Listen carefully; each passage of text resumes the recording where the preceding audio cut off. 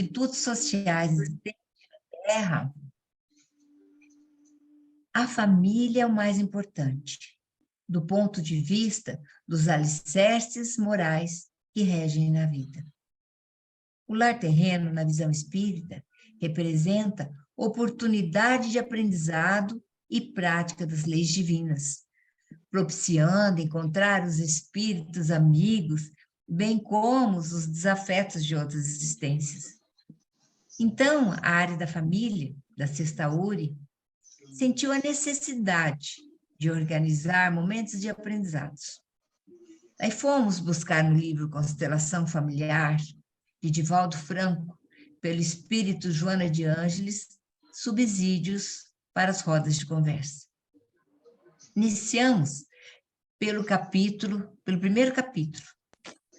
E hoje nós teremos a oportunidade de refletir sobre o capítulo 10. Então, para darmos início, nós convidamos a coordenadora da área da família na FEP, a nossa querida Marli Bretfisch, para que faça as suas considerações e a prece inicial. Marli, por favor. Boa noite a todos, é com muita alegria. O anfitrião está desligando meu som toda hora, gente. Ju. Peço desculpa, eu estava mutando os outros que estão entrando agora. Então vamos lá. É com muita alegria, com satisfação mesmo que a gente vê como as atividades da área da família se conduziram durante esses 3 anos, né, que nós implantamos no Paraná. Isso para nós é uma bênção, porque vivemos 2 anos de pandemia, praticamente 2 anos e meio, e conseguimos montar essa equipe maravilhosa, da qual a Norma também faz parte, junto com a Juliane, e junto com a Ana também, e todos os outros que aí acompanham. E agradecendo a Cristiane, que todas as vezes que a gente convida, como ela diz, é o primeiro nome que a gente lembra, porque ela sempre aceita, e ela gosta. Então, Cristiane, muito obrigada por você sempre colaborar conosco, nessa tão importante, né? Nesses temas tão importantes que envolvem a família. Então, vamos agora agradecer ao Pai de amor e bondade, a oportunidade que tem nos dado de trabalhar nessa área e nessa seara, envolvendo as famílias que hoje passam por tantas dificuldades, com tantas diversidades, muitas vezes sem rumo, sem saber o que fazer. E nós estamos aqui, Senhor, atendendo ao teu chamado, quando muitas vezes deixamos o caminho de lado. Retomando agora, Mestre, agradecemos o teu carinho, o teu amor, para com todos nós que estamos aqui hoje, ouvindo essas palavras benditas, que calem no nosso coração, principalmente, Senhor, nas nossas reflexões, para que possamos fortalecer esses laços familiares, não só das nossas próprias famílias, mas das nossas casas espíritas, que também formam uma grande família, do movimento espírita no Paraná, do movimento espírita no mundo. Que todos nós possamos, Senhor, atender a esse chamado bendito, com o coração limpo e livre, para que tenhamos condição de cada vez mais ampliar esses ensinamentos para tantos quantos precisarem. Agradecemos aos mentores espirituais que conduzem essa reunião e pedimos permissão para, então, abrirmos os trabalhos de hoje, pedindo ao Senhor que nos ampare e nos fortaleça hoje e sempre. E assim seja, graças a Deus. Então, nós vamos dar uns recadinhos, né? Então, eu quero apresentar a equipe de apoio, né? Suporte, que é a Juliane, dá o tchauzinho aí, Ju. A Ana Carolina, Então, pessoal, assim, qualquer dificuldade que vocês tiverem, tá a Ana ali para nos auxiliar, tá? E daí vai ficar o chat para vocês, aqueles que quiserem fazer perguntas, podem escrever pelo chat, e depois as meninas vão ficar observando ali, e após, primeiramente, a Cristiane faz a fala dela, e depois, no segundo momento, nós abrimos daí para as perguntas, os questionamentos que desejarem fazer, tá? Então, a Cristiane, ela irá coordenar a nossa roda de conversa na noite de hoje. Cristiane Lenzibeira. Ela é escritora e palestrante, coordenadora do grupo de estudos da série psicológica de Joana de Ângeles, que acontece todas as quartas-feiras, às 20 horas, pelo canal da Mansão do Caminho.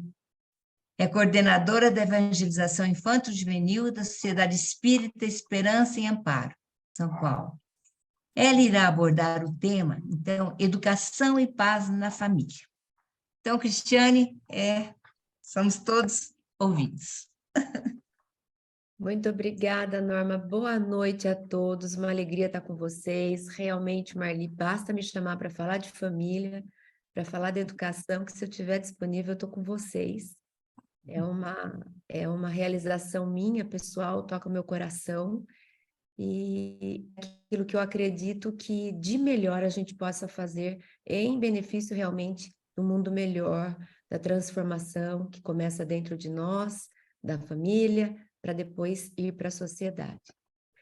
Bom, para fazer uma introdução, preparando o nosso tema do capítulo 10 do livro de Joana de Ângeles, Constelação Familiar, pela psicografia de Divaldo Franco, eu gostaria de trazer os conceitos de inteligência e competência moral para que a gente pensasse um pouquinho a respeito. Tem um livro bastante interessante que esses estudiosos, eles exploram bem profundamente esses temas, esses conceitos. O livro se chama Inteligência Moral, já tem alguns anos de lançamento. Inteligência Moral é Fred Kiel e Doug Lennick. E está lá logo no comecinho do livro, eles já fazem uma apresentação trazendo essa reflexão. E quando a gente fala sobre inteligência, e a nossa base espírita vai explorar bastante a questão da inteligência, distinguindo-a do próprio instinto, que é como se fosse a inteligência, ainda em processo rudimentar de ser sendo elaborado de forma mecânica, programada pelas leis da natureza, até que chega um determinado momento em que o ser é capaz de tomar consciência de si. Então, nós inauguramos o processo de desenvolvimento espiritual no reino hominal. A partir daí, já temos condição de termos consciência da nossa inteligência. Antes de termos consciência da inteligência, também tínhamos inteligência, mas era uma inteligência nessa forma mais próxima de um instinto, porque não tinha razão, não tinha consciência. É algo que a própria natureza programa os estímulos necessários para que essa forma básica e rudimentar da inteligência aconteça.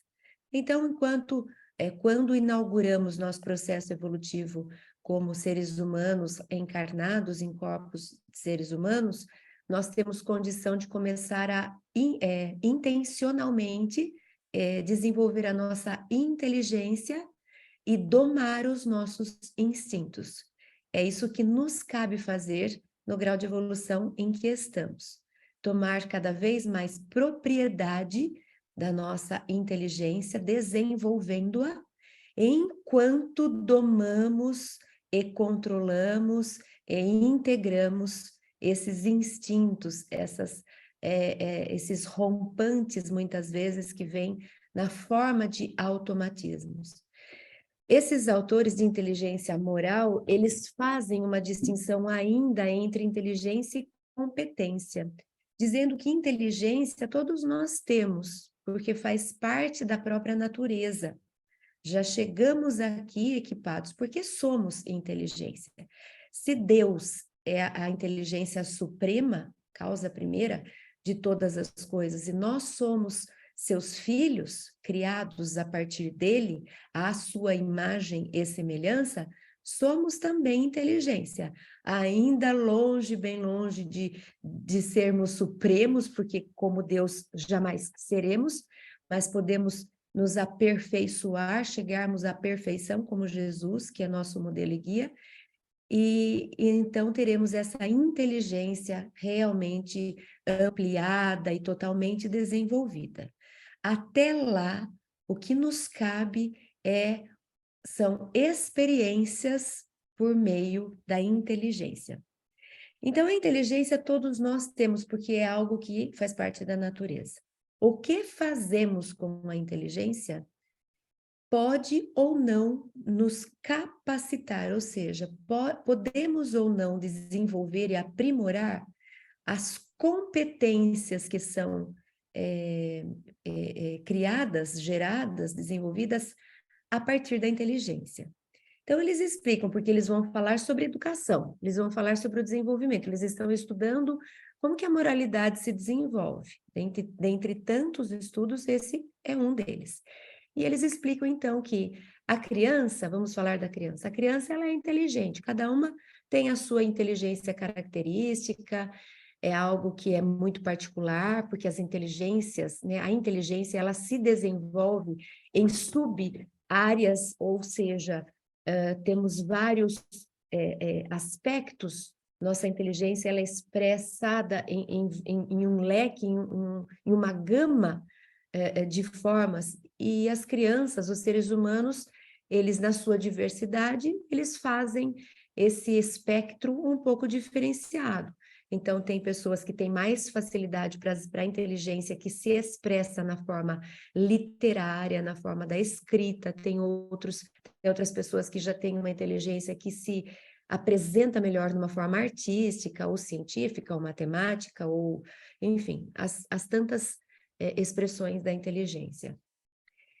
E quando nós conseguimos, de alguma forma, ter acesso a um certo comando sobre a nossa inteligência, significa que nós transformamos nossa inteligência num instrumento ao nosso dispor.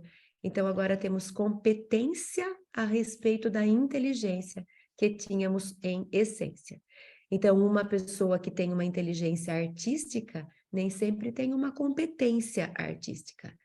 Ela pode ter uma facilidade, uma habilidade, ela pode chegar com esse desenvolvimento prévio, ou seja, ela tem condição de se expressar melhor do que muitas pessoas, mas não quer dizer que ela saiba como fazer. Ela vai precisar de treino, de conhecimento de si mesma, quase que um autocondicionamento, uma autoeducação, um autodesenvolvimento, para que ela consiga, então, lidar, manejar, trabalhar com a inteligência que antes estava na forma, vamos chamar, teórica. Então, a inteligência de uma forma teórica se expressa de uma forma prática por meio de competências. Quando nós olhamos para uma criança e dizemos, puxa vida, essa criança é muito inteligente, na maioria das vezes, nós, os leigos, paramos aí, como se, pronto, o trabalho está feito. Nossa, ela é muito inteligente. Dá para perceber que ela se destaca, a forma como ela fala, a gente percebe que tem aí uma riqueza interna, e a gente entende que então, pronto, né? Que bom, agora ela vai ser o que ela quiser. E a gente esquece que essa inteligência em semente, em teoria, ela precisa ser aprimorada, treinada, experimentada, vivenciada, conhecida, até ela se tornar realmente uma competência, ou seja, essa criança, então, ao longo da sua vida, vai saber lidar com aquilo que ela tinha na forma de um talento. Não é porque eu recebo um talento, que eu chego aqui com um talento, que eu vou saber lidar com esse talento, fazendo bom uso, fazendo crescendo por meio dele, me desenvolvendo por meio dele. Então, a educação entra aí. A educação, a gente poderia dizer que é a habilidade que o educador tem de descobrir as inteligências de maior destaque e ajudar a criança a se tornar competente nelas. E a identificar também as inteligências que ainda não estão muito desenvolvidas para alimentá-las, para regá-las de forma que elas possam desabrochar. Então, uma criança pode vir com uma inteligência intelectiva, cognitiva muito forte, e a gente diz, nossa, parece um gênio, que mente lógica, que raciocínio brilhante, como essa criança é realmente inteligente nesse sentido cognitivo. E ela pode se tornar competente e realmente ser um cientista que vai descobrir a cura de um monte de doenças. Mas essa mesma criança, ela pode chegar aqui com a inteligência moral, por exemplo, é muito ainda por se desenvolver, muito ainda na forma de uma só semente. Então, cabe ao educador também fazer um investimento extra, porque se a cognitiva já está no caminho, ele precisa até de menos estímulo do que a outra que ainda está por se fazer. Então, cabe ao educador daí prestar atenção nessas que ainda são muito primitivas e para que ele possa ajudar essa criança a se desenvolver um pouco mais ali.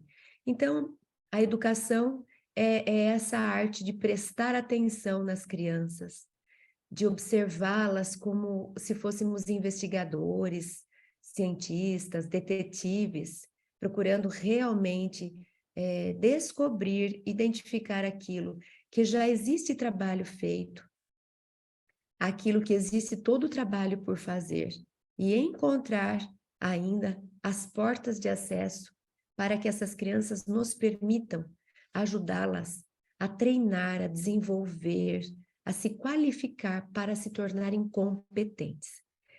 E ele diz que, para a gente pensar ali na frente em adultos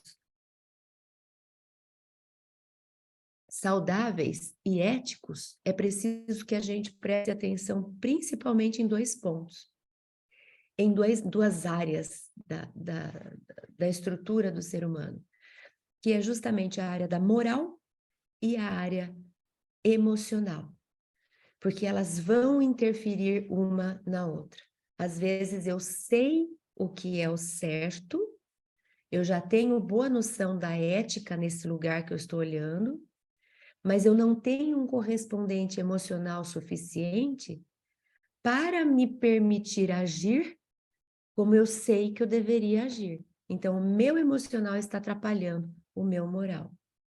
Às vezes eu tenho um emocional que eu consigo me controlar, eu consigo respirar antes de explodir, eu tenho certo domínio sobre minhas emoções, elas não me arrastam, mas me falta o desenvolvimento moral de saber identificar com mais facilidade o certo e o errado, o que é ético e o que não é. Então, eu sei, de um lado, não explodir em termos de emoção descontrolada, mas eu não sei, não tenho uma noção clara diante de dilemas éticos, por exemplo. Então, ele diz que para a gente preparar crianças, adultos competentes, inteligentes e prontos para realmente oferecerem o melhor de si para a sociedade, é preciso que primeiro a gente cuide bastante desses dois itens, a moral e o emocional. E a gente lembra de Paulo, o livro se chama, eu não vi bem no chat que passou, mas acho que alguém perguntou o nome do livro, se chama Inteligência Moral, autores Fred Kiel, K-I-E-L, e Doug, D-U-G, Lennick, L-E-N-N-I-C-K. Está logo no começo do livro. E então, no livro eles apresentam isso, que a gente precisa fazer essa combinação, esse olhar um pouco mais amplo principalmente para essas áreas que costumavam ficar de fora do processo formal de educação. A nova BNCC, nos 10 pilares, tem, em vários pilares, tem a questão da gente desenvolver empatia, essa parte da cidadania, da fraternidade, da colaboração, da diversidade. Então, nós começamos a incluir há pouco tempo, há poucos anos, a gente está engatinhando ainda no processo de olhar para a educação de uma forma mais geral. Eu ia dizer que o apóstolo Paulo nos apresenta esse dilema antes e muito antes do Fred e do Doug, que é quando o apóstolo Paulo fala: o bem que eu quero fazer eu não faço. Ou seja, o bem que eu quero fazer é uma postura ética. Eu já tenho inteligência ética para agir como eu quero. Então, eu teoricamente, eu deveria ter competência ética para poder fazer isso. Só que ele diz, mas eu não faço. Então, o bem que eu quero fazer, em termos de moralidade, eu não faço. Quem que não me deixa fazer? Provavelmente é esse conflito, esse lado emocional, esse lado do inconsciente, da psique, que por meio desses conflitos nos atrapalham, nos influenciam. Então ele diz, o bem que eu quero fazer eu não faço, o mal que eu não quero fazer, porque já tenho consciência moral de que é um mal, esse eu faço. Então ele mostrou para a gente que ele ainda não tinha essas duas áreas alinhadas. Ainda existia uma briga entre eles, dentro de si, que era, eu sei o que é certo, mas eu pratico o errado. E a gente até hoje ainda vivencia esse dilema. Quantas vezes nós sabemos que não devemos fazer e fazemos? Quantas vezes nós juramos que iremos fazer e não fazemos? Então, eles trazem isso, a necessidade da gente olhar. Eu sei o que fazer, mas eu preciso conseguir fazer. E como que eu não consigo fazer? É quando eu não dou conta de fazer, é porque normalmente eu devo ter conflitos que me aprisionam, que me torturam, que me perturbam, que me dominam. E aí eu não consigo me controlar, depois eu me arrependo. Poxa, eu não devia ter falado. Eu já sei que isso não é correto. Por que que eu fiz? Porque eu tenho inteligência moral, mas eu não tenho ainda a competência moral, que depende da competência emocional. Então, eles fazem um gráfico que é, eu tenho a inteligência moral e eu tenho a inteligência emocional. Não basta ter inteligência, ou seja, ter uma natureza propícia a. É preciso que dessas duas caixinhas a gente consiga desenvolver a competência. Competência moral e competência emocional. Quando eu tiver esses dois pilares, aqui tem um indivíduo que vai ser mais responsável por si, que vai ter mais controle sobre a própria vontade, que vai ser mais capaz de querer e agir no bem, na ética, alinhado com as leis divinas. Então, nosso papel de educador é olhar para essas duas instâncias, o lado emocional e o lado moral. O lado moral, a gente faz muito exercícios filosóficos com as crianças. A gente pode trazer muita questão da ética, o que que é ética, o que que é fazer o bem. Será que o fazer o bem é considerado, aquilo que é considerado bem para a gente é bem para todo mundo? Será que fazer ao outro o que eu gostaria que fizesse para mim significa que eu faço para o outro aquilo que eu gosto para mim ou o que eu queria que fizessem para mim, então que me conhecesse antes para saber o que eu quero e não fazer para mim aquilo que o outro acha que eu deveria querer, né? É uma pegadinha, mas é bem diferente uma coisa da outra. Então, de um lado, a gente pode desenvolver esses aspectos éticos, morais com as crianças, fazendo muitos exercícios dos dilemas filosóficos, por exemplo, o que que é correto, o que que é o bem, o que que é certo, o que que é ética, trazer a história da ética, todos os grandes filósofos que já falaram sobre ela, criticar a ética do utilitarismo, será que está alinhada com nossos preceitos morais, de acordo com o Espiritismo, com o Evangelho do Espiritismo, trazer outros tipos de reflexões que têm a ver com moral, com ética, e fazer críticas para que as crianças consigam começar a pensar eticamente. Elas descubram, identifiquem, criem, desenvolvam o próprio caminho para saber refletir de forma ética. E, ao mesmo tempo, do outro lado, a gente deveria trabalhar com eles o lado emocional, a educação socioemocional, que é a educação que vai ajudar as crianças a reconhecer as próprias necessidades, a identificar as próprias emoções, a saber o que fazer para expressar as emoções de forma saudável, para não prejudicar nem a si nem ao outro, saber nomear as emoções, saber como poder, quais são os instrumentos que a gente tem ao expressar as emoções. Então, a educação, ela deveria englobar esses dois pontos principais: a moralidade, o que fazer, e a emoção, como fazer. Porque eu fazer o bem, mas de uma forma grosseira, de uma forma fria, de uma forma julgadora, de uma forma afetada, não é bom. E eu ter toda uma emoção acolhedora, empática, mas eu não ter noção do que é certo e errado, também eu não vou chegar num lugar bom. Então é importante a gente trazer esse equilíbrio entre esses dois lados. Então eu estou trazendo isso porque não basta a gente ensinar espiritismo. Não basta a gente trazer as questões e refletir sobre as questões. Isso passa por um aprendizado informacional. Eu vou colher dali informações. Eu vou conhecer.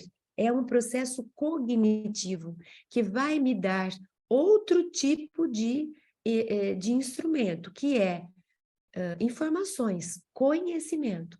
Agora, além do conhecimento que eu levo para a sala de aula, se eu for evangelizador, ou que eu distribuo para os meus filhos, se eu for uma mãe, pai, além de passar o conhecimento, Jesus ensinou que a gente deve fazer isso, eu preciso trazer no pacote uma apropriação, um desenvolvimento moral e um desenvolvimento emocional da criança.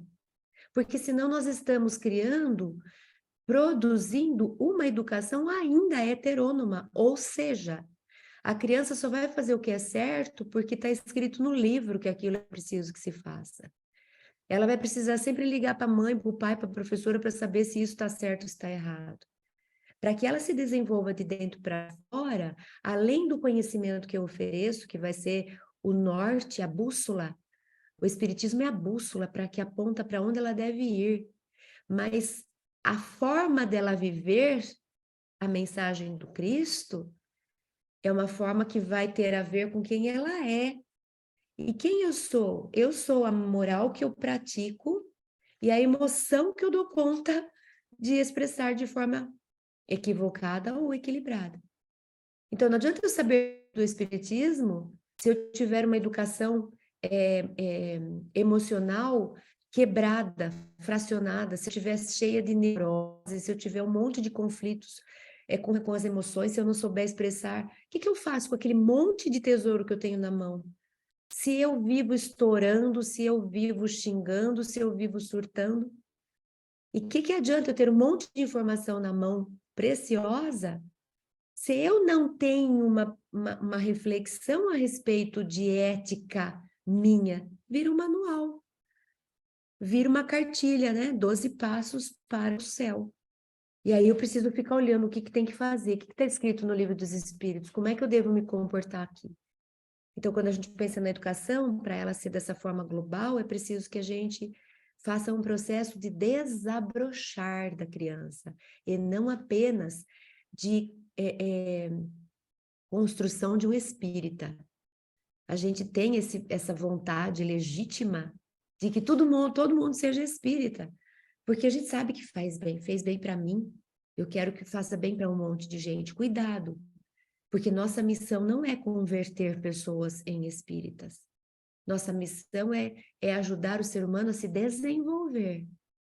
Então, a educação que a gente oferece para as crianças na casa espírita ou em casa, como espíritas, é uma educação que faz com que esse ser se torne cada dia melhor. Ele com Deus, ele com ele. Não é simplesmente transformá-lo num espírita para que ele saiba decorar as perguntas do Livro dos Espíritos. Não é essa a nossa missão. E às vezes a gente acha que fazendo isso o trabalho está feito. Se o trabalho tivesse feito, nós não receberíamos nas nossas reuniões mediúnicas nenhum religioso que passou a vida inteira estudando o Evangelho. E a gente recebe. E eles chegam muitas vezes transtornados, não encontraram nada do que acharam. E a gente recebe espíritas, não precisa receber, basta ler nosso lar. E ver que de 300 que saem do nosso lar, não chegam 2 com sucesso. Ou seja, ser espírita não é atestado de nada, a não ser de oportunidade que a gente teve. A gente vai realmente fazer valer o título de espírita se a gente conseguir desabrochar, se a gente conseguir fazer desabrochar as crianças. E tem mais um livro que eu gostaria de citar, e eu estou me delongando mais do que eu deveria, mas vai dar tudo certo, porque Joana vai vir para ratificar isso que eu estou trazendo, está alinhado com o capítulo. O outro livro é um livro mais recente, esse ainda não tem tradução em português, e numa tradução livre, eu não estou com o nome aqui em inglês, mas numa tradução livre seria O Mimo da Mente Americana. Se a Ju puder fazer uma pesquisa, um Google rápido aí, O Mimo da Mente Americana, como boas intenções e más ideias estão preparando uma geração para o fracasso. Eu não anotei nem o nome dos autores, tá, gente? Então, tá em inglês esse livro, e vou repetir, o Mimo da Mente Americana, como boas intenções e más ideias estão preparando uma geração para o fracasso. Esses estudiosos fazem uma pesquisa bastante profunda numa das universidades americanas, procurando conhecer um pouco mais como estão os jovens daquela universidade. E eles fazem uma crítica principal ao que eles chamam de safetyism. Esse safetyism, de novo, numa tradução minha, se a gente pensar safe como seguro e tism, esse ism como o nosso ismo, que é um exagero, uma doutrina de algo exagerada, é como se a gente falasse um exagero de segurança.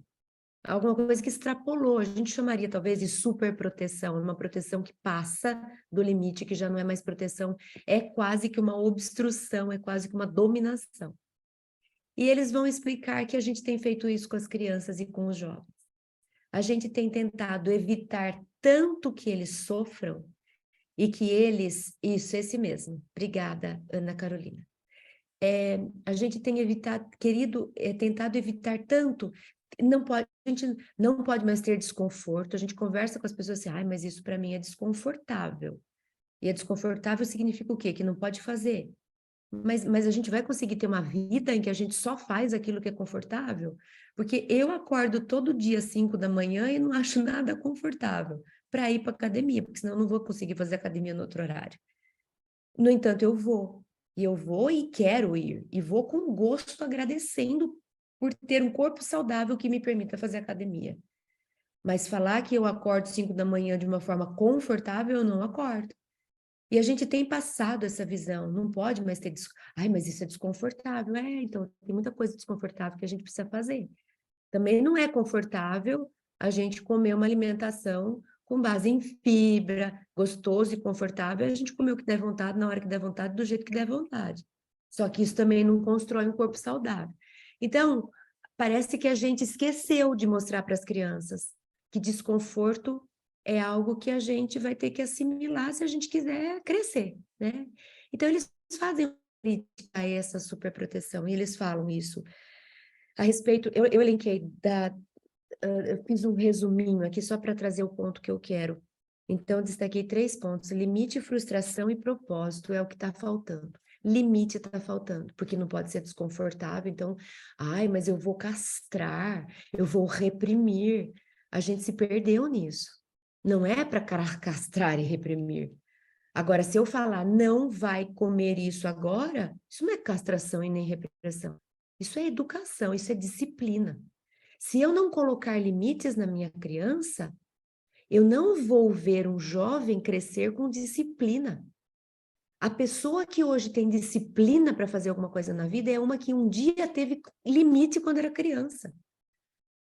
A disciplina para ser desenvolvida, ela nasce, o germe da disciplina é limite.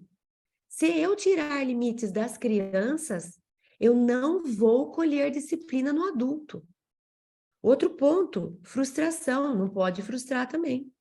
Não pode ficar triste, se ficar triste já chama um psiquiatra para dar remédio. Não pode ficar triste, não pode ficar, não pode se sentir aí frustrado. Nossa, mas ele ficou frustrado, ele ficou entediado. Uma das mais questões que as mães trazem para os grupos de pais é essa, mas meu filho fica muito entediado, mas meu filho, com tudo que tem, se ele fica entediado, nem Cristo vai fazer ele ficar desentediado, gente. Com tanta oportunidade que a gente tem hoje, se ainda assim eu fico entediada, é porque isso é uma coisa minha. Então, não tem problema também. Ah, eu tô entediado, olha que experiência boa. Nossa, sensacional. Muito bom você ficar entediado. Você vai conhecer o que é tédio, você vai ter que ter criatividade para descobrir um jeito de sair do tédio se você não estiver gostando dele. Então, quando eu deixo o meu filho, a criança, sentir frustração, eu a ajudo a desenvolver resiliência. Ninguém que hoje é resiliente escapou de frustração enquanto estava se desenvolvendo. E o terceiro ponto tem relação com propósito. A gente está esvaziando o propósito. Criança e jovem não tem mais propósito. Porque a gente nem sabe o que é propósito para poder ensinar, na verdade. A gente vai falar de propósito e vai falar assim, ficar rico, ter um diploma de doutor não sei nas quantas, ocupar um cargo de presidente, de CEO, de CFO, seja do que for, ser um acadêmico. Para a gente é isso que é propósito, isso não é propósito. Isso, quando muito, é meta que a gente pode ter na vida. Eu tenho uma meta de emagrecer, mas não é meu propósito de vida emagrecer. Eu tenho uma meta de ganhar muito dinheiro porque eu quero viajar muito, é um propósito, é uma meta, manda bala. Mas eu não posso dizer que o propósito da minha vida de reencarnar é viajar, é ficar com o corpão sarado, é ter uma conta bancária rica. Se eu for espírita e entender minimamente o conceito do que é uma reencarnação na Terra, eu não posso dizer que isso é um propósito. O propósito, ele tem a ver com existência espiritual. O propósito, ele vai tratar de valores que transcendem a matéria. O propósito vai reverberar em questões que ultrapassam o ser individual. Ele vai extravasar e afetar positivamente o coletivo.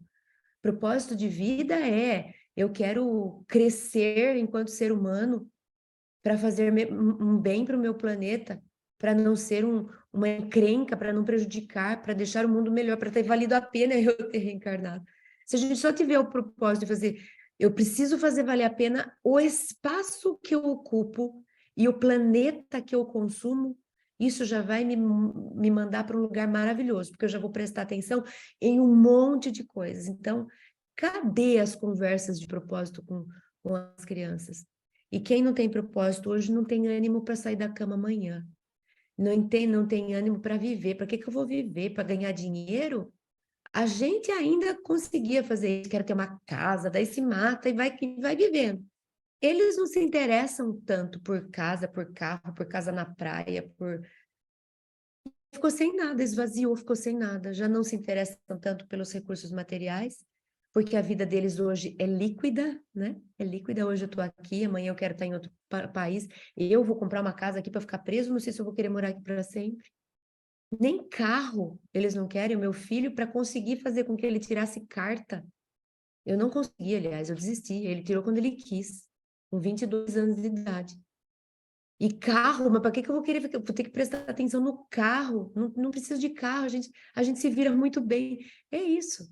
É outra mentalidade. Só que quando a gente esvazia aquilo que para a gente nos movimentou, a gente não deixou nada no lugar.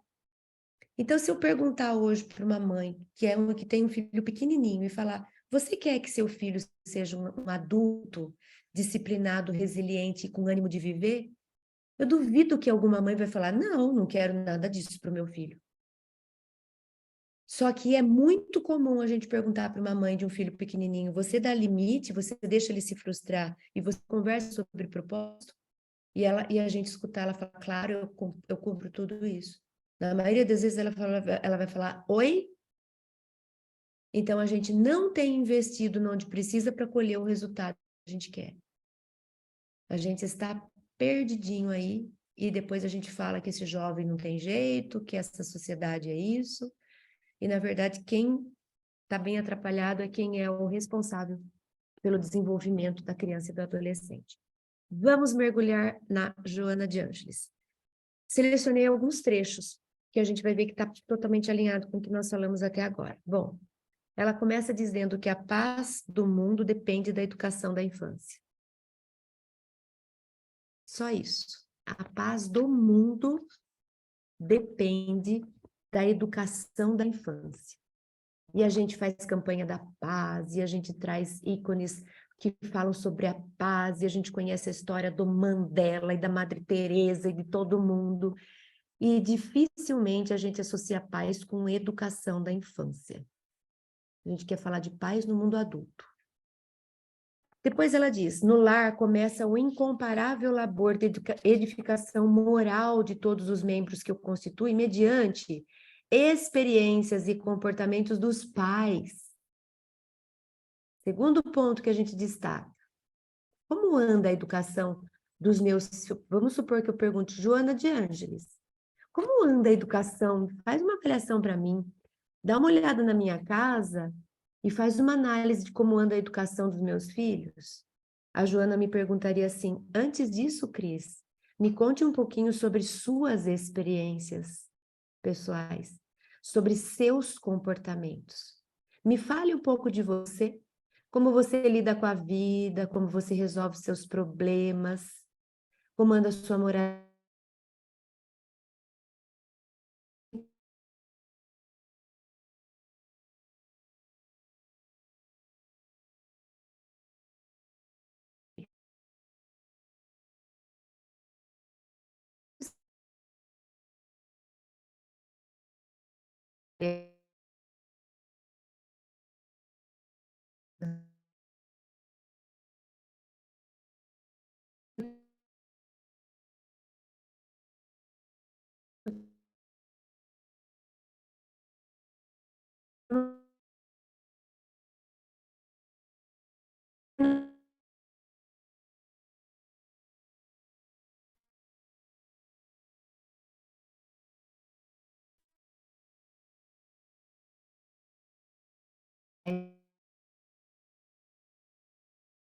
A criança, gente, enquanto estiver com pai e mãe, eu sempre vou falar de função pai e mãe. Eu não estou falando de pessoa.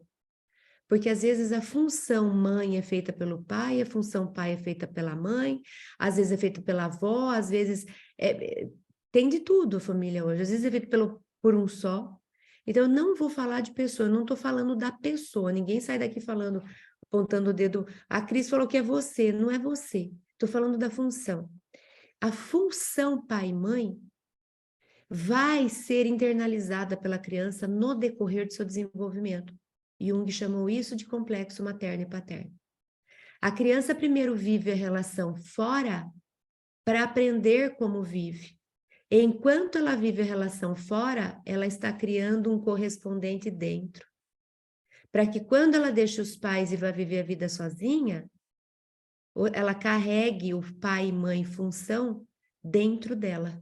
Então, todo adulto deveria ter um bom pai e uma boa mãe internalizados. Um complexo materno, um complexo paterno equilibrado.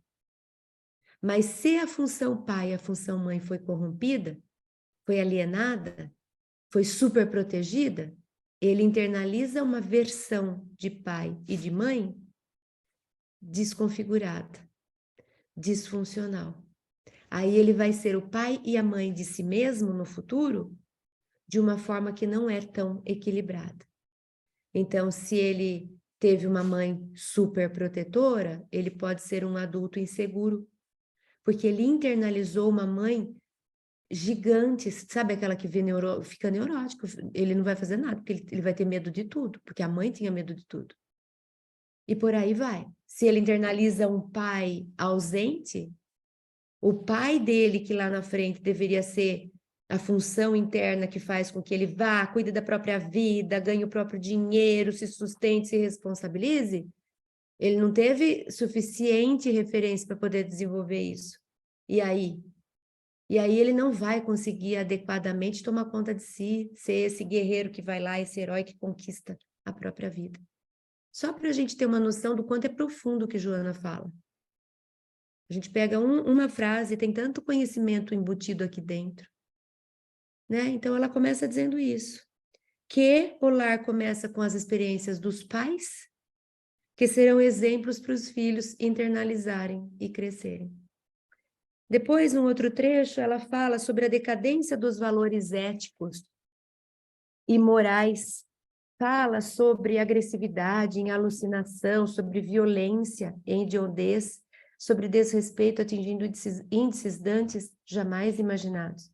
Então, ela diz assim, poxa, a gente discute tanto sobre ciência, tecnologia, cadê o tanto de discussão correspondente no que se refere a valores éticos, que é aquilo que a gente começou falando lá. Alguém sabe como se forma a moralidade de uma criança? Vocês não acham que quem é pai e educador tinha que ser especialista nisso? Ainda que não fosse de forma formal, que fosse de forma atenciosa, porque não precisa ter diploma e nem ser alfabetizado para ser bom pai, boa mãe, bom educador. Precisa só estar presente, prestando atenção. Precisa só estar dedicado a isso. Ter como missão isso. Isso basta para que a gente perceba quem é essa criança, o que ela precisa de mim, que exemplo que eu posso oferecer para ela. Não é difícil. O difícil é a gente encontrar tempo, atenção, disposição para fazer isso todos, não vou dizer todos os dias, mas com frequência. E aí ela diz isso, a gente não para prestar atenção, tanto quanto a gente investe na formatação do aluno, que é nosso filho, a gente não investe o mesmo tempo, dinheiro, recurso, atenção que a gente investe no vestibular para formar o cidadão que vai cuidar do meio ambiente, que vai se importar com o ser humano que está do lado dele, que vai se amar e não vai se deixar corromper. Né? Ah, mas precisa ganhar dinheiro para viver. Pois é, só que não está funcionando, porque eles não estão querendo viver nem ganhar dinheiro. Então, não tá adiantando isso. A gente não está formando nem uma coisa e nem outra. Depois tem um outro trecho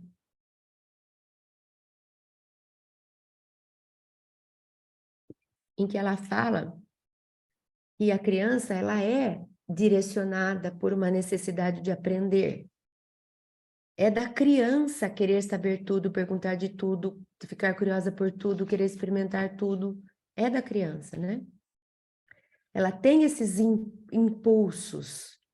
E a gente precisa, o que cabe ao educador, necessitando de direcionamento gentil, quando negativas e de estímulos positivos e edificantes. Nós precisamos direcionar. A criança quer isso, quer aquilo, quer descobrir, quer desbravar, quer aprender, quer fazer. Nosso direcionamento deve ser gentil e firme. Citando aqui a disciplina positiva. A disciplina positiva, ela vai falar a respeito de que a gente precisa ser gentil e firme ao mesmo tempo. Então, de forma gentil, a gente fala não e a gente fala sim. Não vai fazer isso e vai fazer isso. Então, é uma forma carinhosa, acolhedora, próxima, mas com limites, com direcionamento, com firmeza. A disciplina positiva fala também que ninguém se torna melhor depois de ter se sentido pior. Então, se eu quero corrigir um funcionário, um aluno, um filho, seja o que for, e eu humilho essa pessoa na frente de todo mundo, ela se sentiu péssima. E eu acho que isso que eu fiz vai fazer com que ela fique melhor naquilo que eu quero corrigir? Jura? Que eu tenho essa expectativa? Então, eles dizem, ninguém se torna melhor depois de ter se sentido pior. Então, não é nada eficiente essa técnica. A técnica eficiente é aquela de engajamento. Eu conecto com o outro para que ele descubra que aquilo que eu estou dizendo é realmente importante. Mas ele tem que descobrir, ele não tem que aceitar. Quando ele descobrir, eu posso ir embora, que a partir daí ele faz sozinho. Ele faz por conta. Porque ele internalizou aquilo. Aquilo ficou dele. Ele não está fazendo uma coisa que é minha, que eu mandei ele fazer uma coisa que é minha. Ele está fazendo uma coisa que é dele.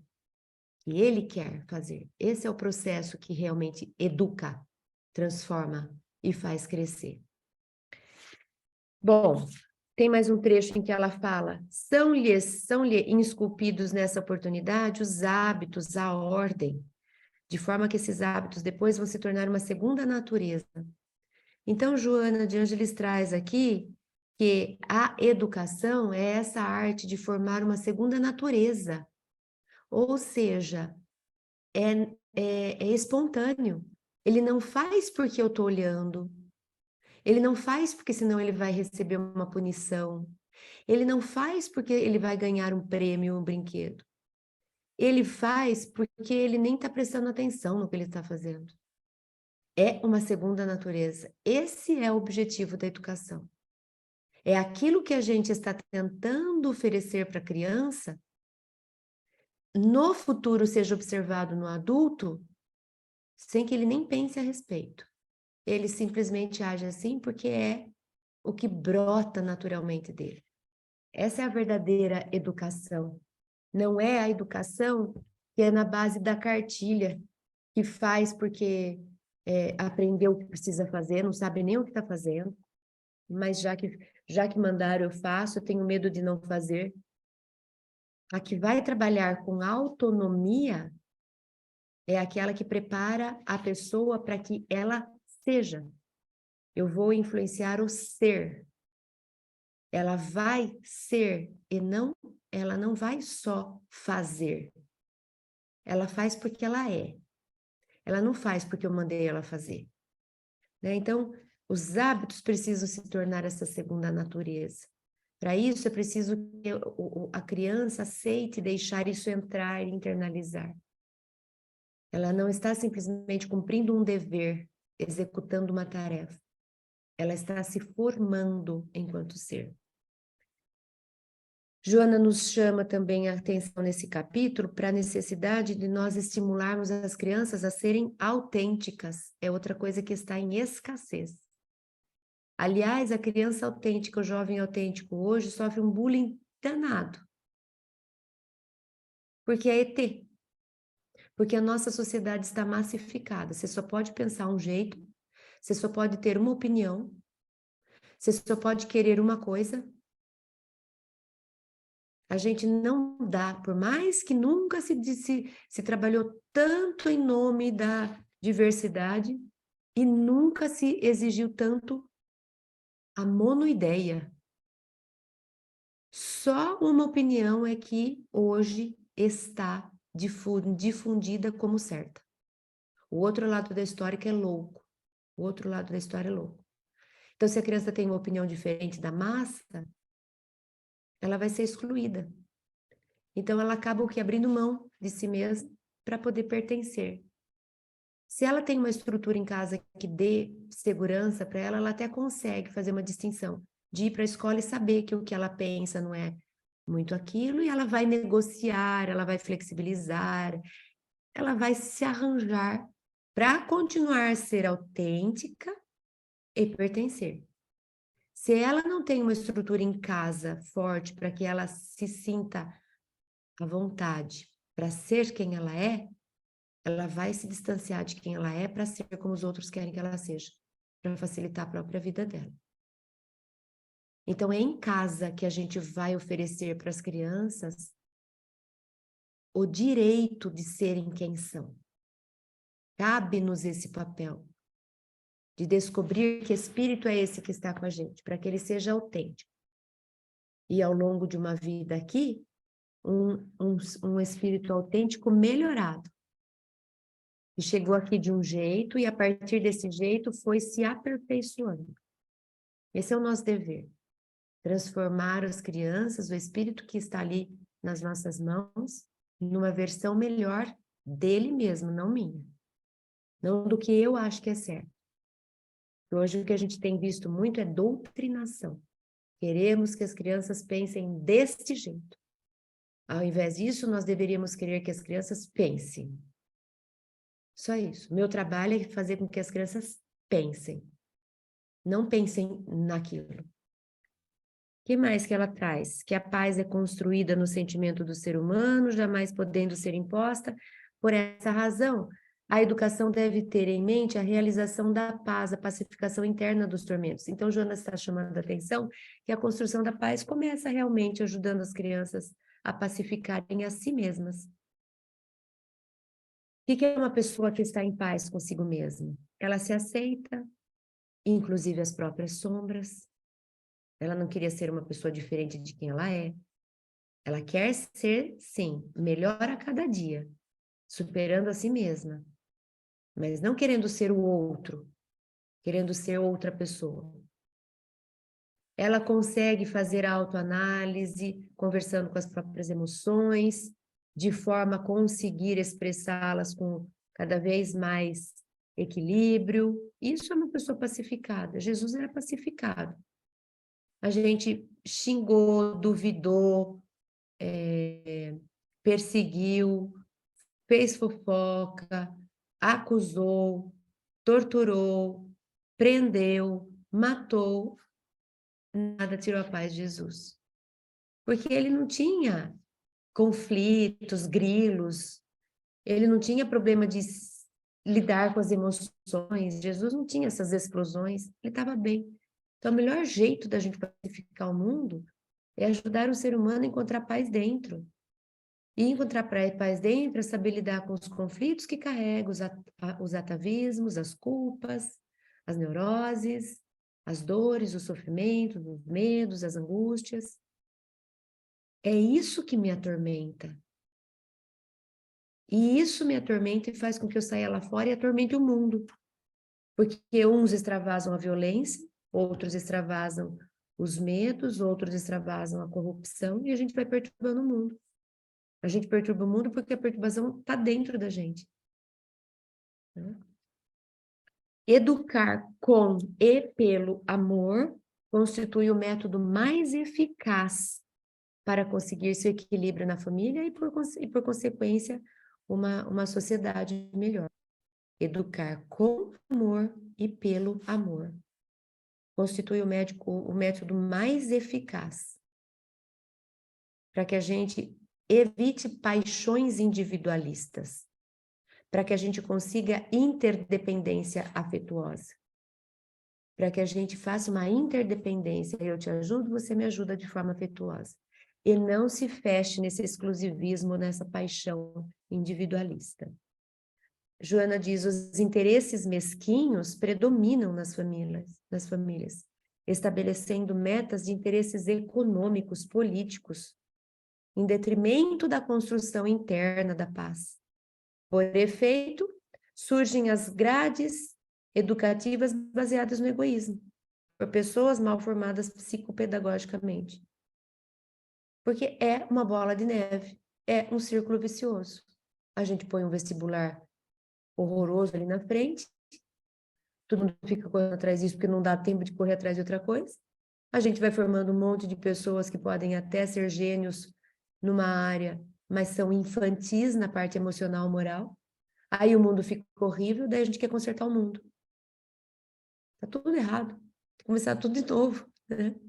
E a escola tá tão distante no tempo, gente. Uma escola que foi padronizada assim em 1800, que dá até preguiça de pensar o que fazer. A gente reformula isso. E por fim eu trouxe assim, infelizmente, a criança não é devidamente valorizada. tornando-se mais um objeto de exibição dos pais, que eles não dão a atenção indispensável, carinho, assistência no lar, muito preocupados em oferecer coisas inúteis, resguardando-se no egoísmo doentio de não se darem a si mesmos, embora com menos conforto e mais esforço na manutenção da família.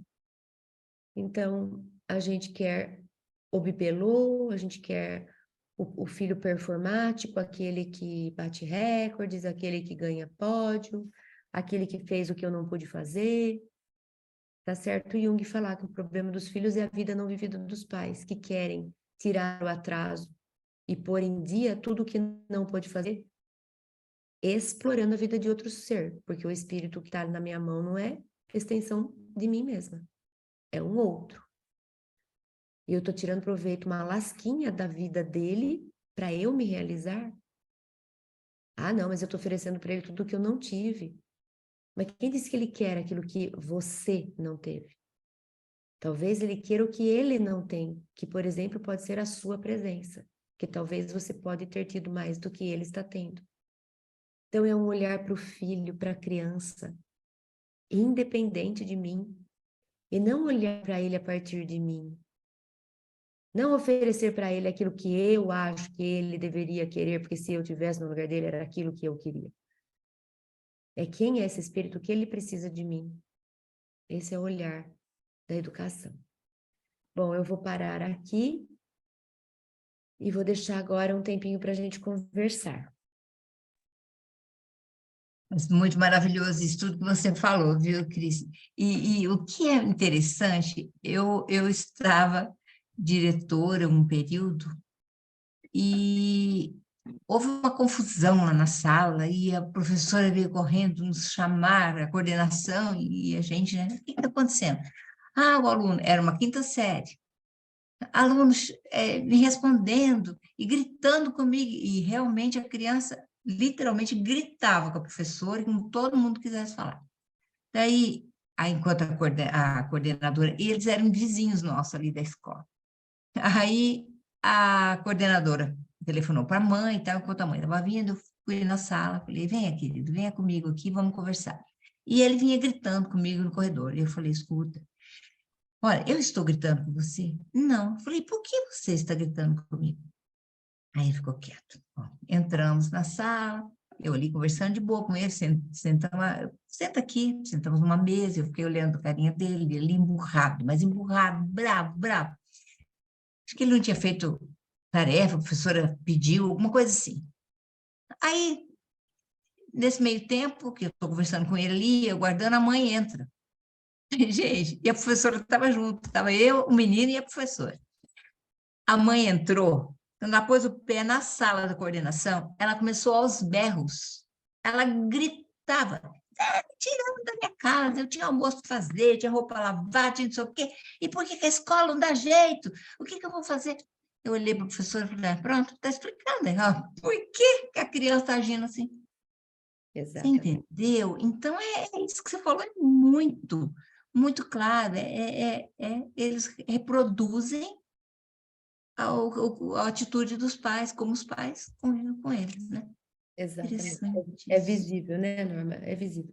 Basta se acompanhar, que não precisa nem entender nada de pedagogia para você perceber Aham. o que está sendo gerado ali. Mas, pessoal, aproveitem, vamos? Cristiane, É, fora de vocês aí. Cristiane, tem uma pergunta aqui no grupo de WhatsApp. O pessoal gostaria de saber o livro que você está citando de Joana. Constelação familiar. Constelação familiar, capítulo 10. Aninha, eu vou passar para você agora. Você pode abrir o seu microfone aí, tá bom? Boa noite, temos algumas perguntas já aqui no chat. Cristiane, boa noite. Excelentes contribuições acerca das reflexões de Joana de Ângeles.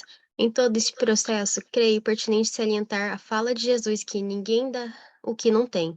Assim, diante do processo de educação do outro, filhos ou não, como está nosso próprio particular processo de autoconhecimento? Pois é. E o que nos acalma, né, diante disso? Que ninguém dá o que não tem. Porque daí a gente pensa assim, mas e agora? Se essa criança precisa ser educada e os pais não têm para dar, nós estamos encurralados, né? Mas o que é interessante? É que eu posso, inclusive, educar por aquilo que eu não tenho, se isso for trazido para a própria educação. Se eu estiver presente perto do filho, da criança, conversando, eu posso, inclusive, utilizar o que eu não tenho para educá-lo. Por exemplo, muitas vezes eu fiz isso com os meus filhos, que hoje já são criados. Muitas vezes, em conversas, eu expressei. Eu não sei, eu não dou conta, eu não sou capaz de fazer. Só que pelo fato de eu não ser capaz de fazer, não significa que isso se torne certo e esteja autorizado. Então, a gente pode, inclusive, trazer para a discussão aquilo que a gente não consegue, aquilo que eu não sou capaz, aquilo que eu falo, mas eu não faço, não tem problema. Nenhum pai tem que ser perfeito. O que a gente tem que ser é sincero, autêntico, consciente, presente. Então, essa história do filho falar, você fala para mim, mas você mesmo não faz. Eu não faço mesmo. E estou tentando até hoje, e pelo fato de eu não fazer, não te autoriza a fazer. Então, a gente não precisa ter medo. Ah, mas eu não sou capaz, mas quem sou eu? Ah, mas eu não dou conta. Traga isso, inclusive, para a própria relação com o filho. Filho, vamos descobrir junto. Isso daí que você está tentando fazer, tem algo em mim que diz que isso aí não é bom. Mas eu talvez não tenha tanto conhecimento para debater com você, não sou estudada, você é. Mas vamos descobrir juntos. Você vai ter que me convencer de um jeito ou do outro e a gente vai desenvolver uma saída para isso.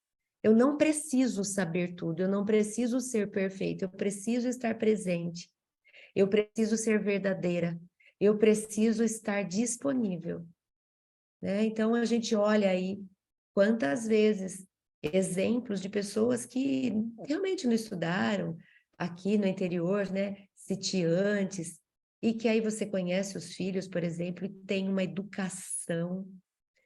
E aí você fala, como é que pode, né? Pois é, porque foi algo que foi real, que foi verdadeiro. Porque eu posso também já ter feito um monte de desenvolvimento e lidar com as minhas emoções e ter um super conhecimento. Só que se eu for egoísta e não me aproximar do meu filho, não adianta nada eu ter um monte de bons tesouros no meu coração se eu não uso isso por intenção pelo outro. Se eu não pratico o amor, se eu não me importo com o outro, se eu não estou presente, se eu não estou atenta, né? Então, acho que mais importante até do que eu ter ou não ter condição é a gente ter intenção, é a gente desejar, é a nossa vontade. Acho que ela vai suprindo as nossas fragilidades. Muito bem, vamos para a próxima pergunta. Cristiane, quando a inteligência cognitiva está bem desenvolvida, torna-se mais difícil desenvolvê-la quando a moral não está? Depende, acho que eu não associaria com o desenvolvimento cognitivo, eu desenvolveria mais com um traço de personalidade. O que acontece que talvez a pessoa está perguntando, está percebendo, é que muitas vezes a pessoa que tem um desenvolvimento cognitivo, que é muito culto, costuma ser uma pessoa também com traço de personalidade, por exemplo, intransigente, arrogante, inflexível.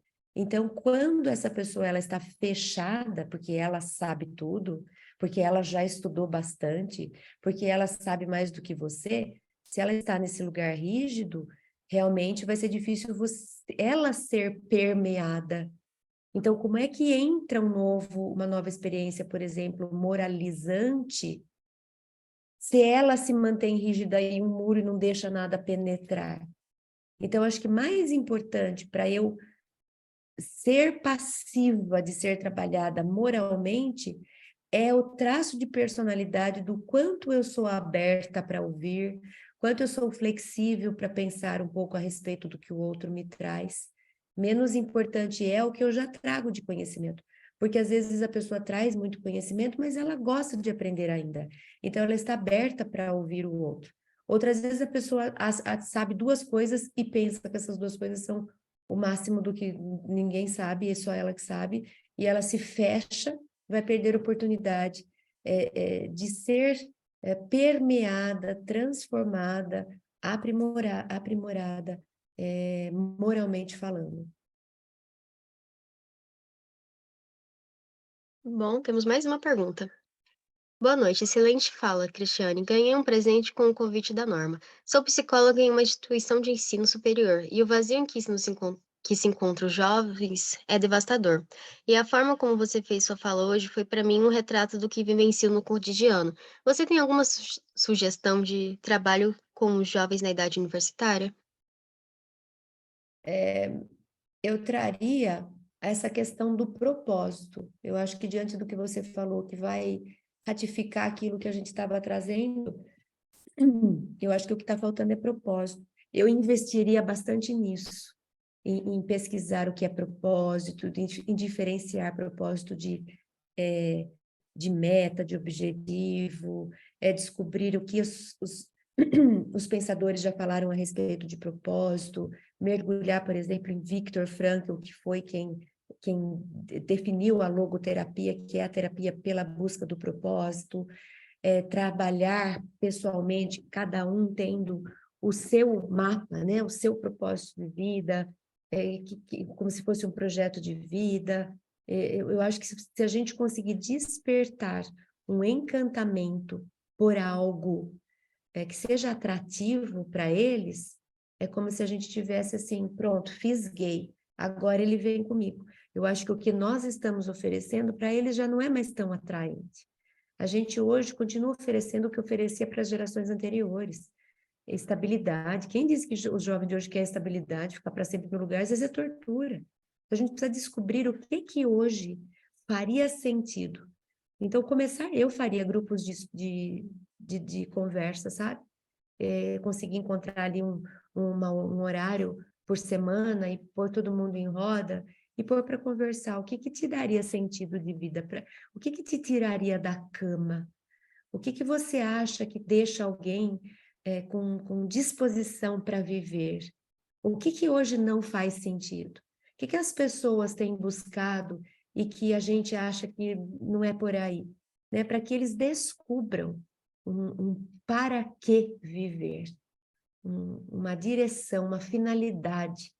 Estou achando que eles não estão tendo uma finalidade, não conseguem responder para que viver. Então, se a gente mergulhar nisso? Vamos conversar para que viver? Vamos tentar descobrir junto. Deve ter algum motivo para viver, não é possível.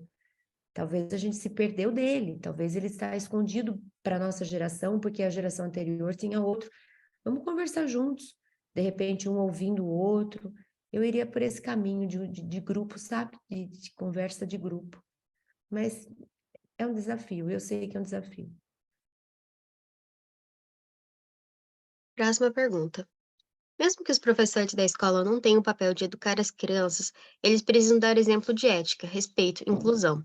O que pode acontecer com a personalidade daquela criança que não encontra esse estímulo na escola nem no lar? Poderá ela ser um cidadão justo e ético no futuro?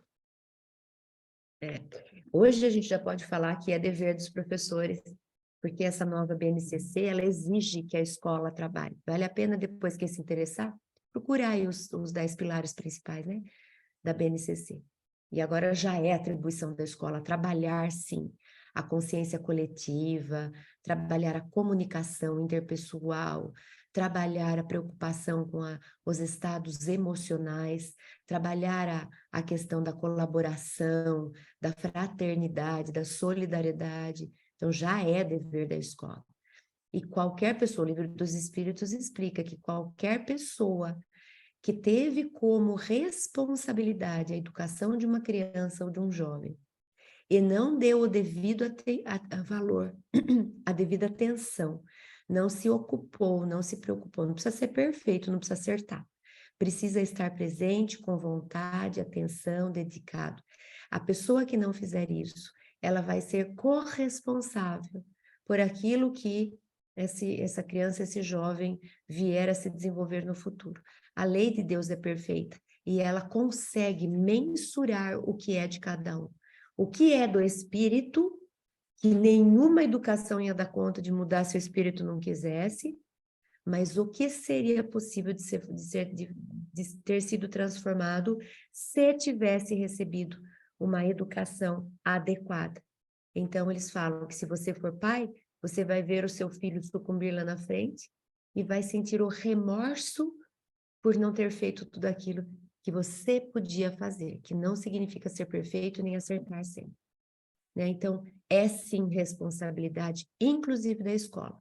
E toda pessoa que não deu a dedicação que deveria ter dado ao assumir o papel de educar, não importa se é professor, e não cumpriu com responsabilidade a própria consciência lá na frente, vai acusar e vai gerar tormentos e perturbações. Mais uma pergunta. Você poderia falar mais um pouco sobre a técnica de engajamento no desenvolvimento da disciplina? Eu acho que tudo começa com o vínculo, que é outra coisa que também se distanciou. Parece que a sala de aula hoje, ela virou uma confusão e tenho a sensação de que esse vínculo ficou perdido, né? Quando a gente volta lá, vou falar da minha experiência, os professores onde mais eu aprendi, e não sou eu, isso é pesquisa científica que já comprova, é quando eu fiz vínculo com o professor. Então, eu lembro dos professores. Eu homenageei uma professora, que foi a professora do meu primeiro ano. Ela está presente num dos livros que eu escrevi. Eu fiz questão de trazer a minha experiência com essa professora. Então, eu acho que tudo começa com vínculo. A gente não está lá na sala de aula como uma tarefa para cumprir. A gente não está lá para escrever na lousa o que precisa, corrigir tarefa, corrigir prova, dar a presença, aprovar, não é isso. Nossa principal missão é vincular, é encontrar a chave de acesso de cada um dos alunos. Ele só vai, para ele aprender, ele precisa entender que aquilo que eu estou trazendo é significativo. Eu só sou significativa para alguém se eu estiver sendo valorizada por essa pessoa. Então, se a gente não fizer esse vínculo e ele não olhar para mim e falar, eu respeito essa pessoa que está aí, realmente ela tem coisas para me acrescentar, eu estou fechado. O máximo que eu vou fazer é cumprir minha obrigação, prestar um pouco de atenção, fazer um pouco de tarefa, passar de ano e tchau. Né? Então, eu acho que, como é que eu engajo o aluno? Me vinculando com ele. E a gente sabe na educação que a aprendizagem está relacionada com o vínculo. Se a criança não se vincular, ela não está nem aí com aquele lugar, com aquela professora. Ela é obrigada a ficar ali, ela cumpre o papel que ela precisa fazer e tchau. Ela só vai realmente se deixar, se entregar para a transformação se ela estiver vinculada com a pessoa que é a referência da sala de aula. Isso serve a mesma coisa para dentro da casa.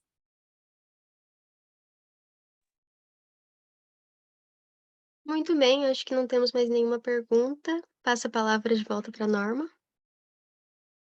Tá bom, obrigada, meninas. Muito obrigada, Cristiane. Foi, assim, maravilhosa a tua explanação. Eu acho que o pessoal ficou bem encantado pelos comentários que a gente está vendo no chat, especialmente. A gente agradece muito de coração você ter disponibilizado esse tempo para nós, com tanto esclarecimento, né? Com tanta maestria. Muito obrigada, viu, por tudo isso. Norma, eu que agradeço pela participação de vocês, as perguntas foram muito profundas, e de novo eu volto a falar, eu fico muito feliz quando eu encontro por aí grupos que se interessam e que também propõem a estar aqui numa sexta-feira à noite, vejo jovens, então me enche de esperança, é o que a gente mais quer, né? Nossa, nem fale, né? E a gente tem que lembrar que o trabalho não é nosso, né? O trabalho é de Jesus. E nós somos, assim, bem humildes trabalhadores, né? Como fala o Dr. Bezerra. É isso, então. Muita gratidão mesmo. Eu quero convidar a Tânia, então, para fazer a prece para nós de finalizar. A Tânia Santos Assunção Caldeira, ela é presidente do Centro Espírita Mensageiros da Paz, do qual eu participo também. Juliane, Anne, mais outras pessoas aqui, Maria, Rogério, tá? Então, eu peço para que ela nos conduza na oração final, agradecendo, primeiramente, antes da oração, a presença de todos vocês, queridos amigos, que nos possibilitaram, né, esse momento de estar conosco aqui, como a Cristiane falou, véspera de feriado, né, que poderiam viajar, preferiram ficar aqui ouvindo. E olha, eu vou dizer uma coisa, foi muito bom. Para mim, assim, foi maravilhoso mesmo. Se tivesse que escolher uma viagem ou ficar te ouvindo, acho que eu preferia ficar aqui ouvindo, porque o aprendizado é para a eternidade, né? Muito obrigada mesmo. Tânia, você. Boa noite a todos. Então, vamos agradecer a Deus a bênção desta oportunidade tão preciosa, Senhor, de fazermos reflexões sobre nós mesmos e sobre o nosso papel na vida. Ainda que tenhamos já filhos adultos, Senhor, ficamos com a certeza de que sempre estamos num papel de educadores. Então, que essas lições tão preciosas fiquem em nossa mente, em nosso coração, e que possamos, com muita esperança, com muita vontade, colocá-las em prática. Rogamos pela Cristiane, que ela possa sempre ser envolvida, amparada neste trabalho, e que cada um de nós, Senhor, aonde estamos, possamos florescer, trazendo a divindade que existe dentro de nós, em ações reais e concretas, a fim de que o mundo seja um lugar muito melhor. Que a tua paz esteja conosco. Muito obrigada, que assim seja. Que assim seja, então. Que maravilha. Que possamos ser cada vez melhores. Muito obrigada, Cristiane. Obrigada a todos que participaram conosco. Nossa equipe de apoio. E um beijo grande,